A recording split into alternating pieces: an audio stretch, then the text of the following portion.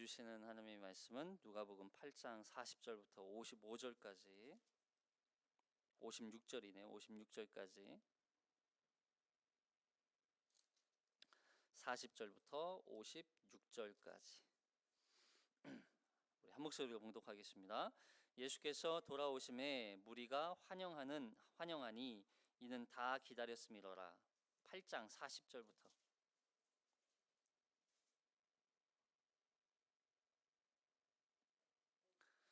시작. 예수께서 돌아오심에 무리가 환영하니 이는 다 기다렸음이로라. 이에 회당장인 야이로라 하는 사람이 와서 예수의 발 아래에 엎드려 자기 집에 오시기를 간구하니 이는 자기에게 12살 된 외딸이 있어 죽어 가미러라. 예수께서 가실 때에 무리가 밀려들더라. 이에 12해를 혈루증으로 앓는 중에 아무에게도 고침을 받지 못하던 여자가 예수의 뒤로 와서 그의 옷가에 손을 대니 혈루증이 즉시 그쳤더라. 예수께서 이르시되 내게 손을 댄 자가 누구냐 하시니 다 아니라 할 때에 베드로가 이르되 주여 무리가 밀려들어 미나이다.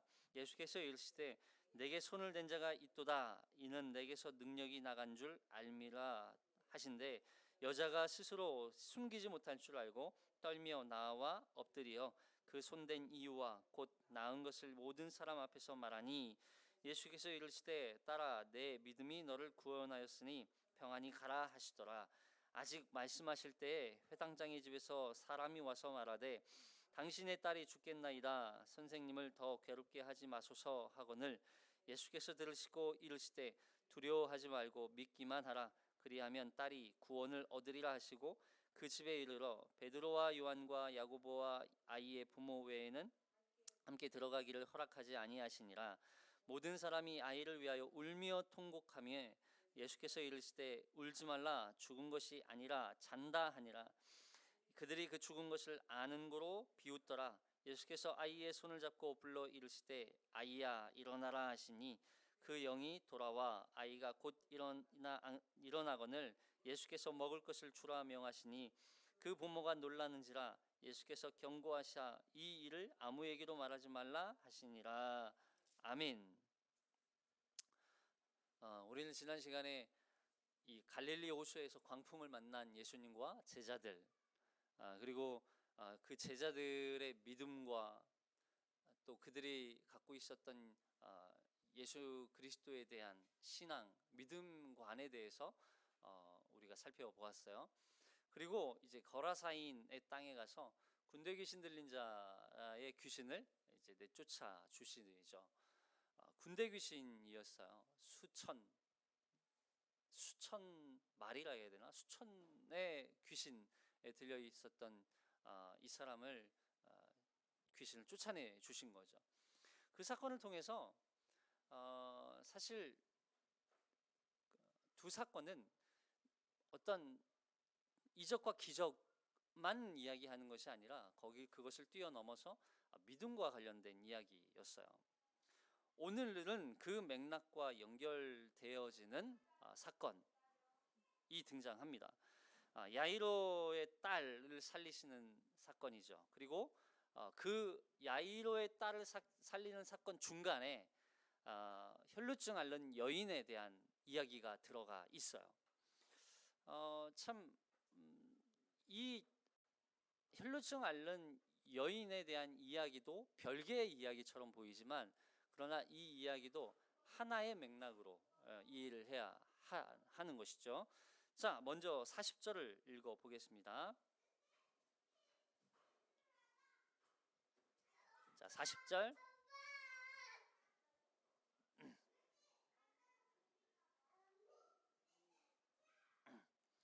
자, 40절 읽어보겠습니다. 시작. 예수께서 돌아오심에 무리가 환영하니 이는 다 기다렸음이로라. 여기 예수님이 돌아오셨어요. 돌아오심에 무리가 다 환영을 해요. 엄청 기다렸던 거죠. 예수님이 돌아오시기만을 간절히 기다렸어요. 많은 사람들이, 무리가.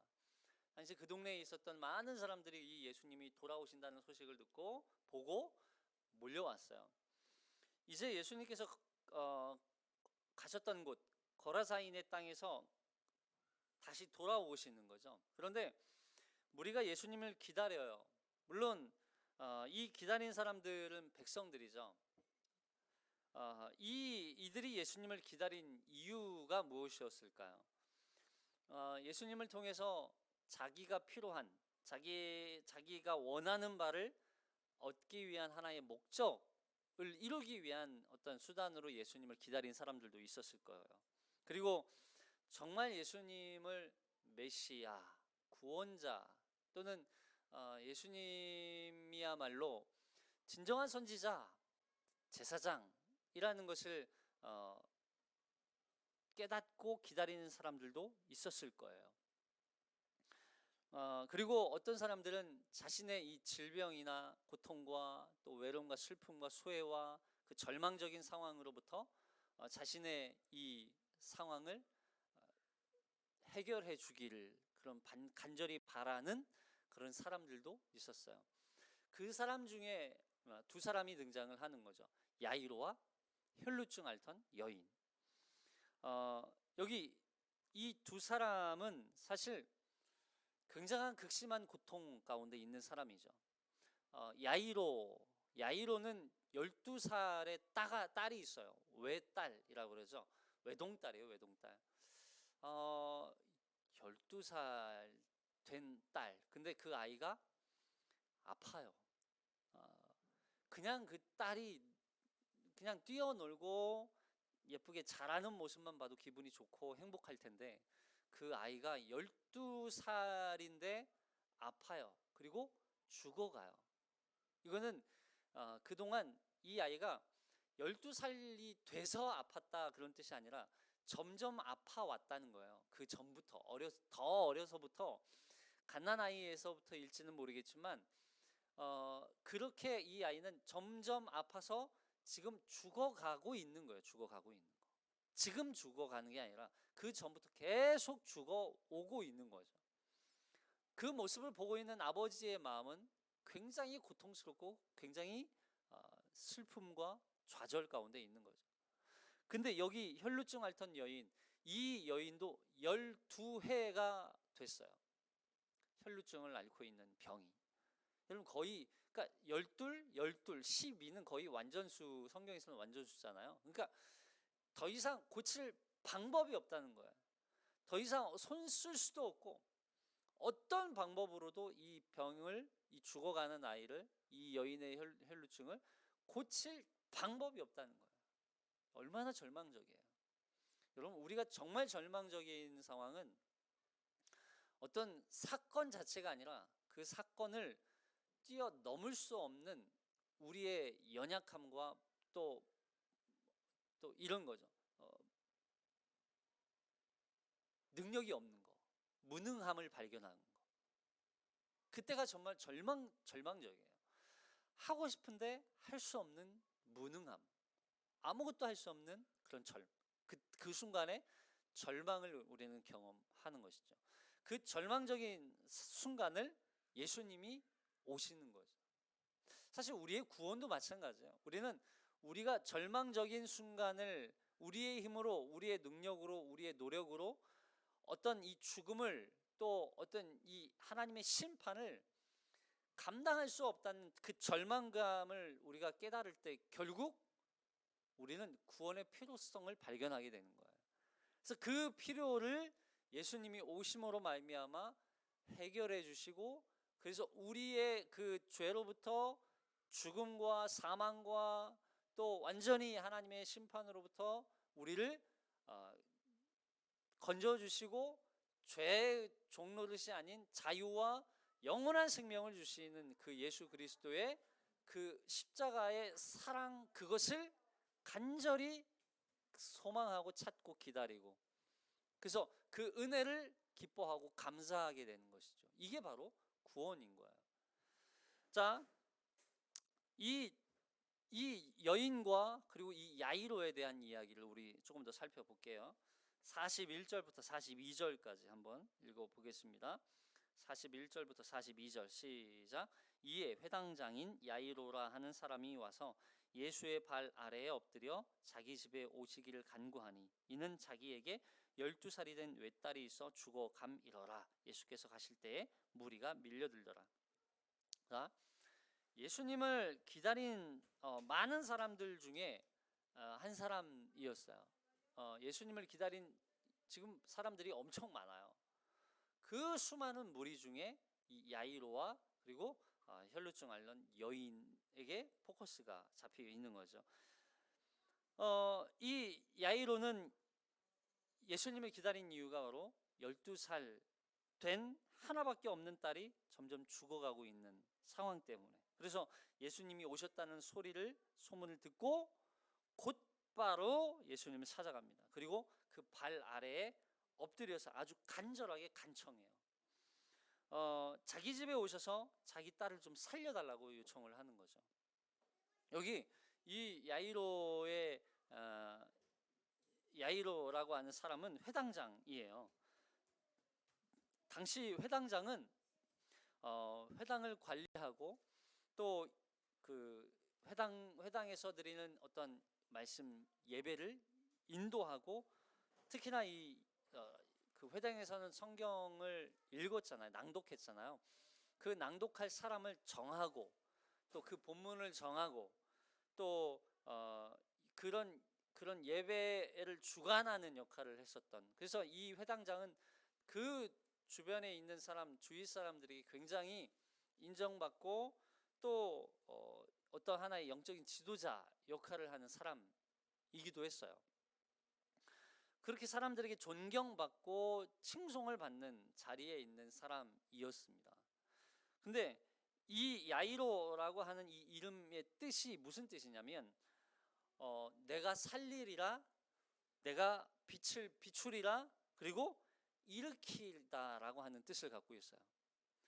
그런데 참 아이러니하게도 당시 이 회당장으로서 사람들에게 이 말씀을 사모하고 또 말씀 앞에 서 있는 이 사람들, 청중들에게 또 이 이스라엘 백성들에게 생명의 말씀을 비추어서, 그렇죠? 전하여서 그들을 살리기도 하고 그들에게 빛을 비춰주고 결국에는 생명으로 인도하는 역할을 해야 할 이 야이로라고 하는 사람이 오히려 자신의 딸의 죽음 앞에서는 아무것도 할 수 없는, 살리기는커녕 오히려 죽어가는 딸의 모습을 바라보고 있어야만 하는 그 절망적인 상황에 놓이게 되는 거예요. 자신의 노력이나 방법으로 할 수 없는 것을 주님이 오심으로 죽은 자를 일으키시고 생명을 살리신다는 것을 이 본문을 통해서 우리에게 암시해 주고 있는 것이죠. 결국 예수님이 이 땅에 오신 건 어떤 생명을 살리고 그리고 죽음으로부터 건져내고 빛을 비추고 어둠 가운데 있는 자를 자에게 빛을 비추고 또 일으켜 세우시고, 이런 역할을 할 수 있는 분은 결국 예수 그리스도 한 분밖에 없다는 것을 이 말씀을 통해서 가르쳐 주시는 것이죠. 그래서 뒤에 부분에 가면 이제 딸을 살릴 때 달리다굼, 이 마가복음에서는 달리다굼이라는 표현을 쓰는데 아람어예요. 아람어인데 이 달리다굼이라고, 소녀여 일어나라라고 하는 말을 통해서 예수님만이 결국 죽은 자를 살릴 수 있고 또 어둠 가운데 있는 자를 빛을 비추어서 밝히 보게 할 수 있고, 그런 가난한 자를 부유하게 하시고 눈먼 자를 보게 하시고, 이게 바로 예수님의 사역이라는 거죠. 그래서 우리가 이사야서를 통해서 예수님이 하시는 그 놀라운 구원의 역사, 어떠한 메시아의 역할을 감당하시는가라고 하는 것을 우리가 말씀을 통해서 지난번에 살펴봤잖아요. 자, 회당장 야이로의 간곡한 간청에 이제 딸을 고치러 가요. 자, 근데 가는 길에 한 여인을 만나게 됩니다. 여기 43절부터 읽어볼게요. 43절 읽어봅니다. 시작. 이에 12회를 혈루증으로 앓는 중에 아무에게도 고침을 받지 못하던 여자가 등장하죠. 여자. 당시 이 여자도 굉장히 하나의 이 상징적인 표현으로서 당시 여자는 굉장히 비천한 그런 존재로 치부가 됐던 시대였으니까요. 근데 참 이 여인에게 말 못할 굉장히 고통이 있어요. 그게 바로 무엇이냐면 혈루증이에요. 혈루증.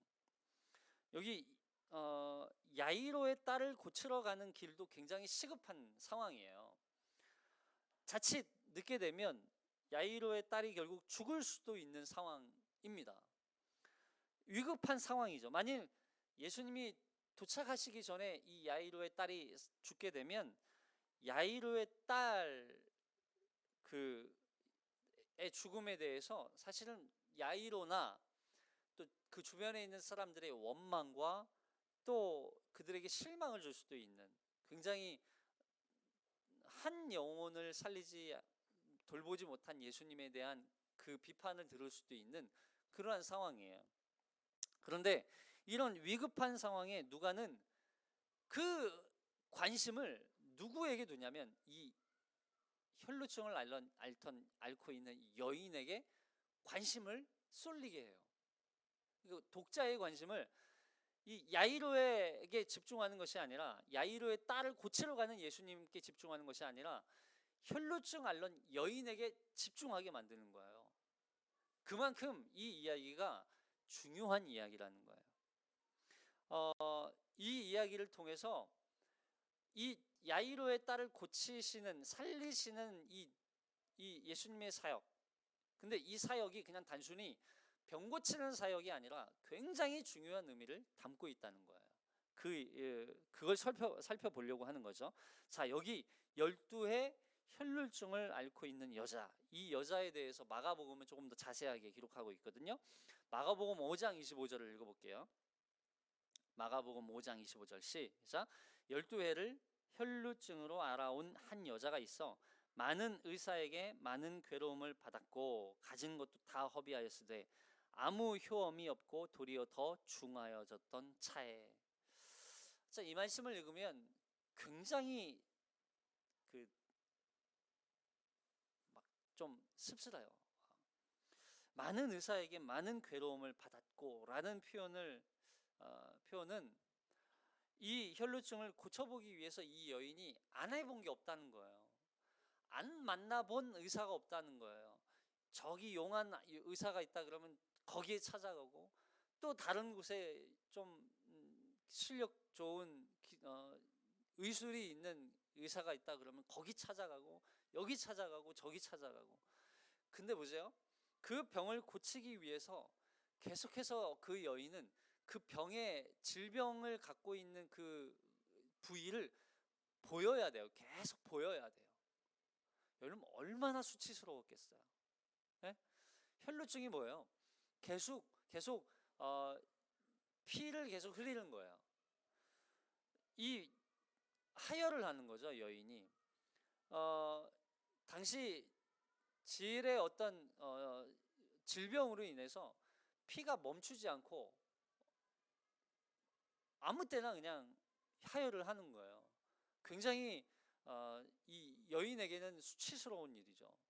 몸도 몸이지만 몸도 아프고 또 계속 하혈을 해서 몸도 지쳐 있고 또 시간적으로도 벌써 12년 동안 왔기 때문에 엄청 피폐해 있는 상황인데, 더군다나 자신의 이 몸을 계속 의사에게 보이고 또 이걸 보일 때마다 또 고치기 위해서 또 여러 가지 의술을 사용했을 거 아니에요. 그때마다 몸은 더 아프고 마음은 더 짓눌리고 마음이 아주 그냥 막 일그러졌을 거예요. 그런 상황 가운데 있는 이 여인의 모습인 거예요. 더군다나 그 병을 고쳐보기 위해서 자신이 가지고 있는 재산을 다 썼어요. 근데 오히려 그 병이 더 중하여졌더라. 더 심해진 거예요. 참, 이 여인보다 더 극심한 고통 가운데 있는 여인이 있을까? 더 비참한 가운데 놓인 여인이 있을까?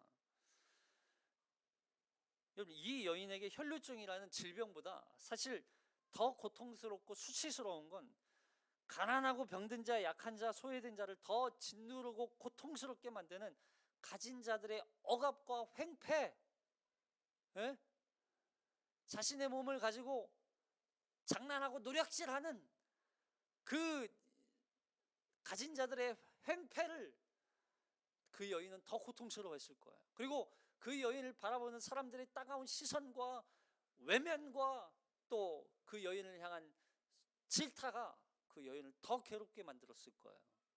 그럼 이 당시에는요, 율법적으로 혈루증을 앓고 있는 여인은 부정한 여인이었어요. 그래서 나는 부정하다, 나는 부정하다 이걸 외치면서 다녀야 되고, 심지어는 부정한 여인은 외출도 할 수 없고, 그가 만진 모든 것은 다 더러운, 그런 더러운 존재였어요. 여기 보세요. 레위기서 15장 25절. 레위기서 15장 25절 시작.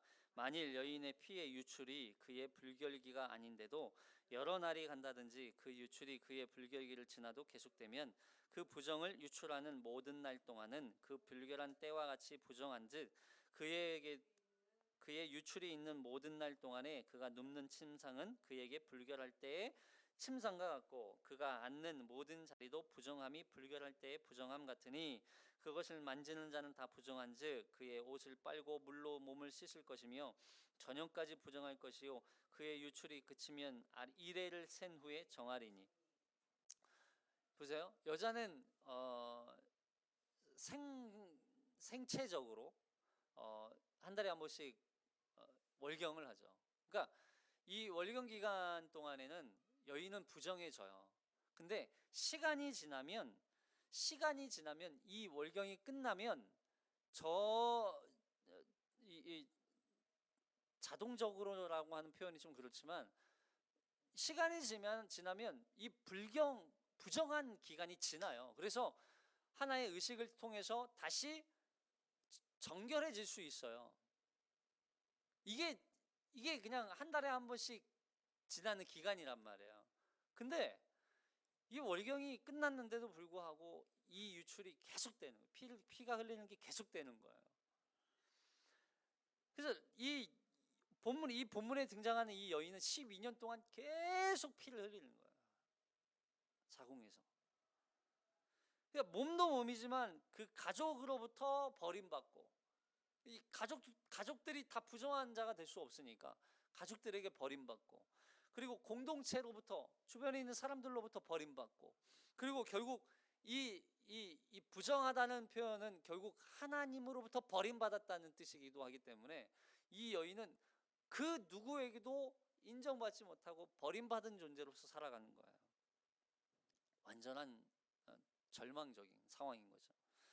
어떻게 하면 이 고통으로부터 해방될 수 있을까? 이 여인이 갖고 있었던 질문은 이었을 거예요. 간절하게 그 순간을 기다리고 또 찾던 그 순간에 누구에 대한 이야기가 들려요? 예수에 대한 이야기가 들리는 거예요. 그래서 마가복음 5장 27절에서는 여기 보세요.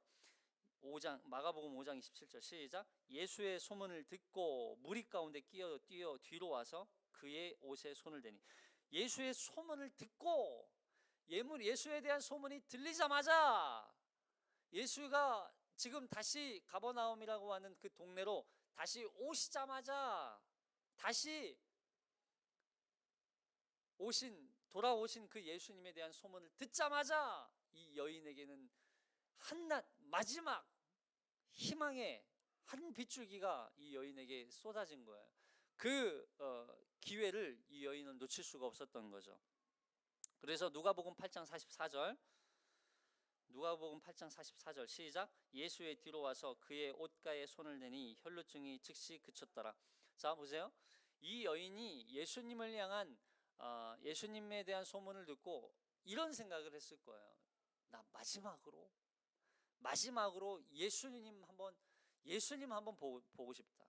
예수님을 만나면 혹시라도 아는가 내 이 질병을 고쳐주시지 않을까. 나를 이 고통으로부터 좀 해방시켜 줄 수 있으시지 않을까라고 하는 마지막 소망을 갖고 있었던 거죠. 여러분, 예수께 소망을 두는 게 곧 희망, 소망을 두는 게 곧 어떤 빛을 발견하는 거예요.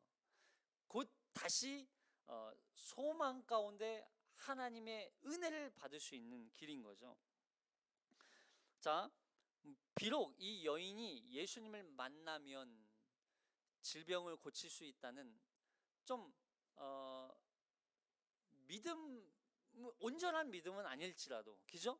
이 여인이 어떠한 신비적인 또 어떤 그런 미신적인 믿음일지라도 이 여인을 향한 하나님의 이 은혜의 단비는 결국 외면되지 않았다는 거예요. 보세요.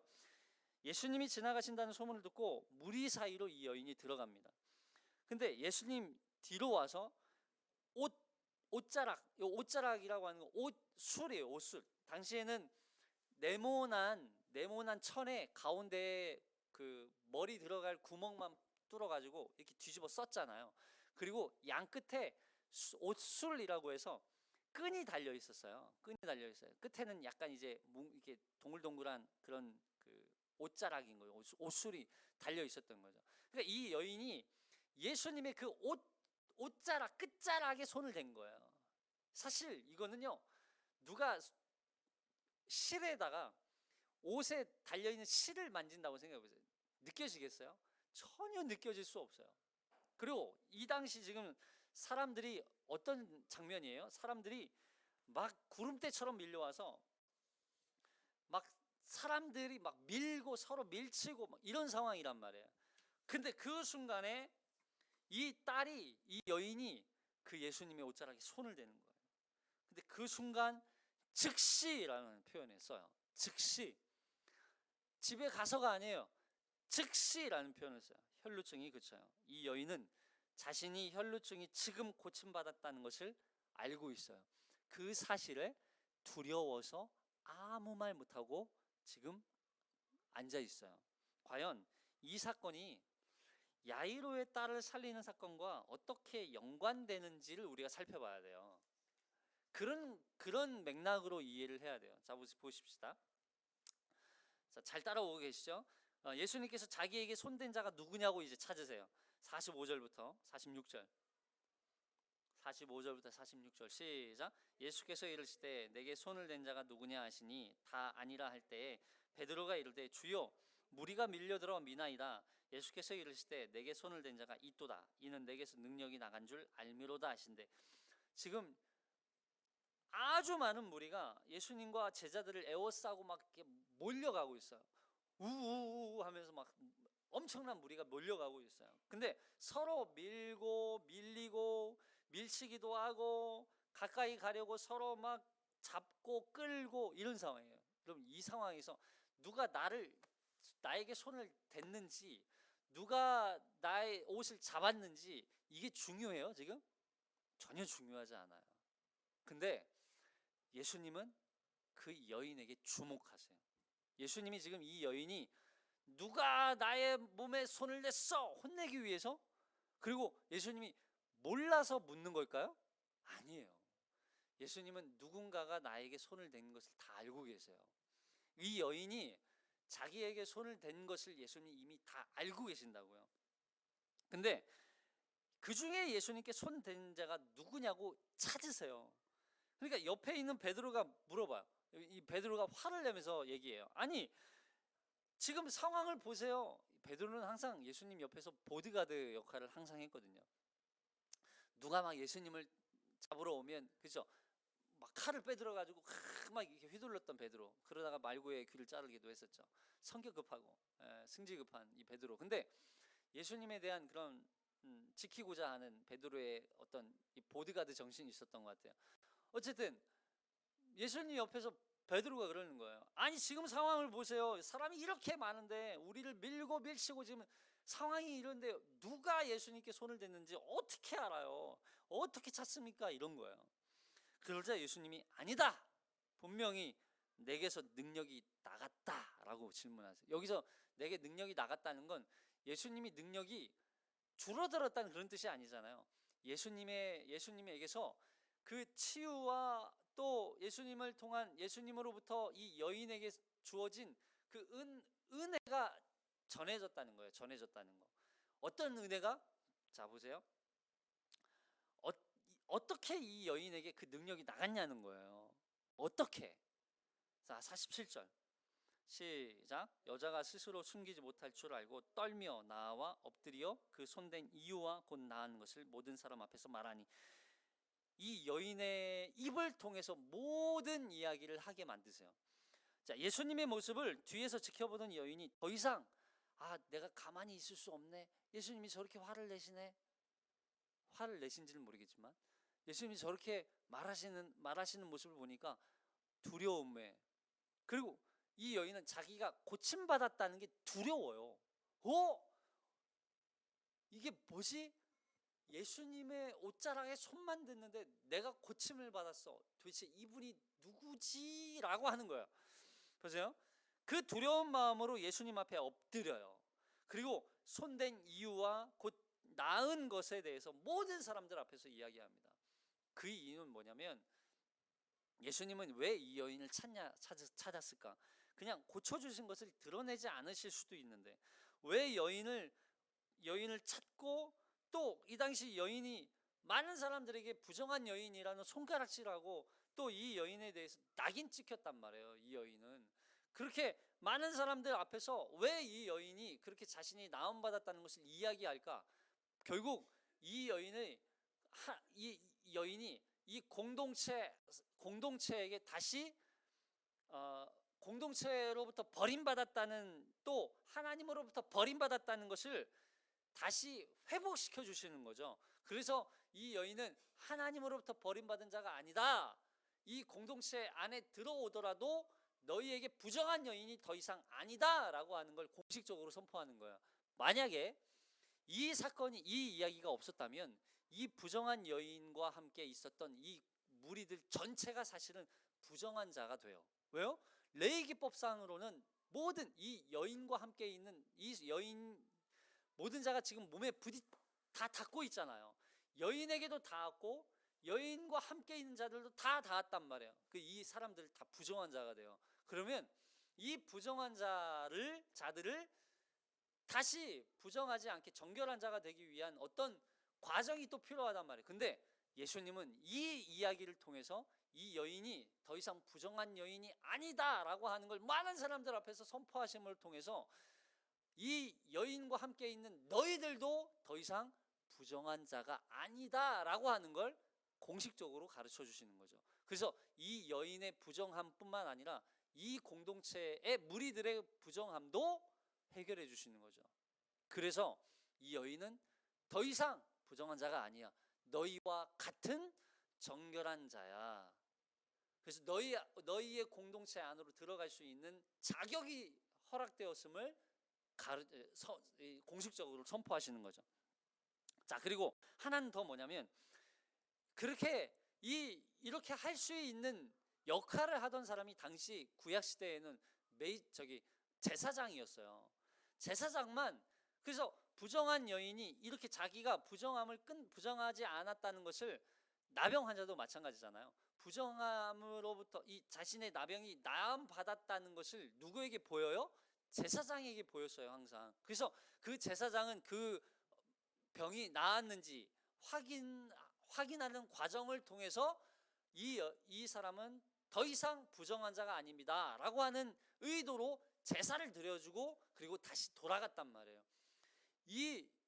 예수님이 바로 구약에서 예언한 대제사장이라는 것을 이 사건을 통해서 보여주는 거예요. 가르쳐 주시는 거죠. 그래서 이 예수님이 대제사장으로서 이 땅에 오신 메시아이심, 그걸 가르쳐 주시는 거죠.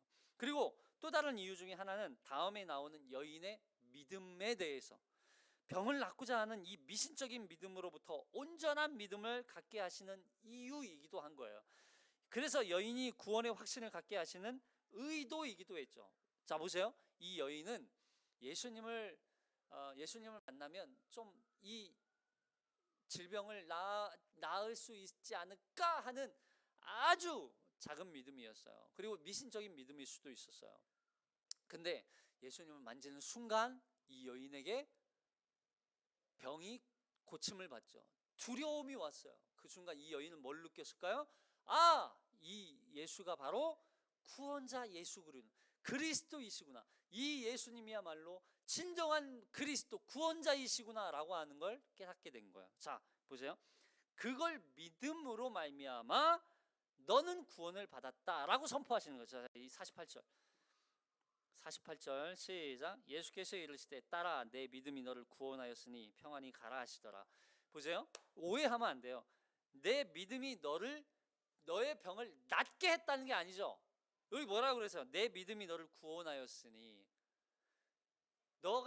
너의 믿음이 너가 나를 만나면, 나를 만지면 이 너의 질병이 나을 거라는 믿음이 아니었다는 거예요. 믿음은 언제 주어졌어요? 예수님을 만지는 순간 두려움으로부터 함께 찾아온 거예요. 그때 믿음이 찾아온 거죠.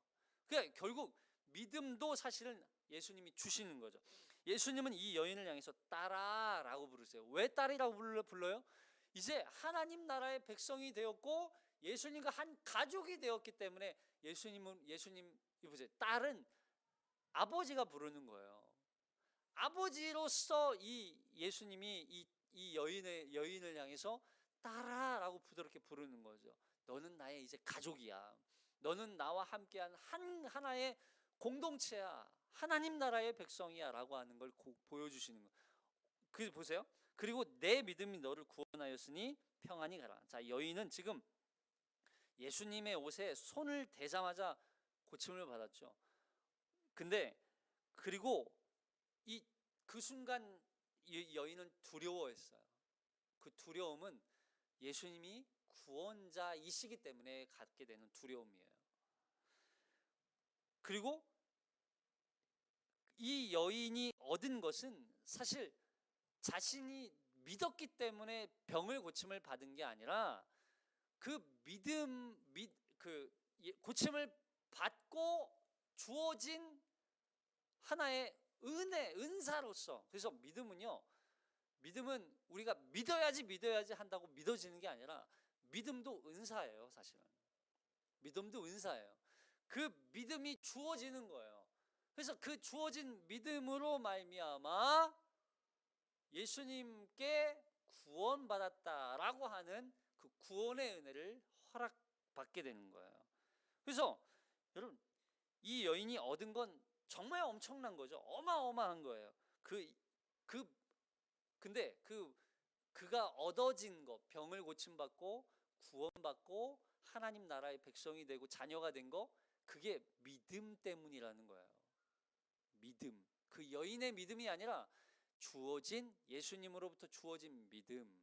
예수님께 치유받는 순간 두려움 앞에 선 그 여인이 갖게 된 주어진 믿음, 그 믿음 때문이라는 거예요. 그래서 이 누가복음에서 계속 이야기하는 게 뭐냐면 믿음이 뭐냐는 거예요. 너희는 믿음을 누구를 믿냐는 거예요. 앞에서도 우리 제자들 광풍에 두려워하는 이 제자들을 향해서 예수님 내 믿음이 어디 있느냐 이렇게 질문하셨잖아요. 마가복음에서 아주 정확하게 기록하고 있어요. 보세요. 마가복음 5장 28절 시작. 이는 내가 그의 옷에만 손을 대어도 구원을 얻으리라 생각함일러라. 그는 그냥 생각만 했어요. 그녀의 믿음의 행동으로 무려 그녀의 12년 고통과 수치와 괴로움의 시간에 종지부를 찍는 순간이 찾아오는 거예요. 자, 그러면 믿음이 먼저예요? 행함이 먼저예요? 이 여인이 믿었기 때문에 믿었기 때문에 병을 고침받은 거예요? 아니면 고침받고 믿음이 주어진 거예요? 고침받고 주어진 거죠. 믿음이 먼저예요. 믿음이 먼저 항상. 근데 보세요. 믿음도 우리가 이런 거예요. 약속이 먼저예요? 하나님의 복이 먼저예요? 오해하시면 안 돼요. 우리는 자꾸 복 받기 위해서 순종한다고 생각해요.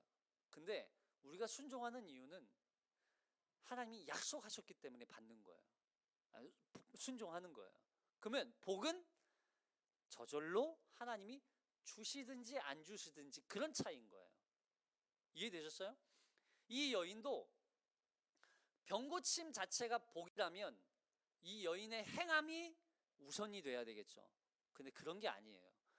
병고침이 복이 아니라 이 여인에게 주어진 건 하나님의 약속으로부터 주어진 하나의 축복인 거예요. 복인 거예요. 그 복을 얻기 위해서 순종을 한 게 아니라 약속 때문에 순종한 거고, 순종했더니 은혜로 병을 고침받았다는 거예요. 이해하셔야 돼요. 그래서 결국 예수님을 믿은 이 믿음은 예수님의 믿음이지 이 여인의 믿음이 아니에요. 그러면 누가복음에서 그렇게 주구장창 얘기하는 게 믿음의 주체가 누구예요? 나예요? 아니요.